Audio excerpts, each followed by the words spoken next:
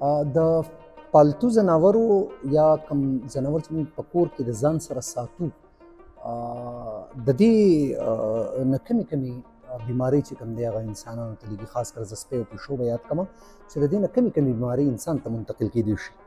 خاصه زموږ سره د ډاګز نه او د کیټس نه بیماریان داسې بیماریان دي مختلف چې هغه لږي هیومنس ته په هغې کې لکه مونږ که اوس ډاګ واولو نو په هغه کې ډاګ کې چې کوم دی کوم بیکټیریل انفیکشن دی، په بیکټیریل انفیکشن کې یو لیپټوسپایروسس راځي، سالمونیلوسس راځي، کمپایلو بیکټیریوسس راځي. د هغې سره کوم وایرل طرف ته مونږ راشو نو وایرل کې چې کوم دی ریبیز راځي.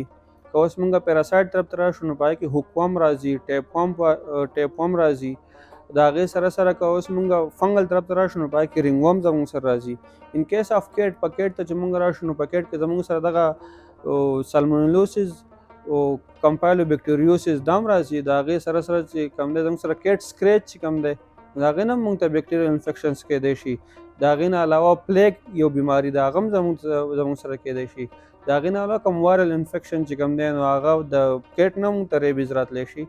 او د هغې نه علاوه ټاکزوپلازموسس چې کوم دی دا زموږ سره یو پیراسایټ دی چې د کیټ نه لګي. او د هغې نه علاوه فنګل کې بیا زموږ سره رینګ ورم راځي.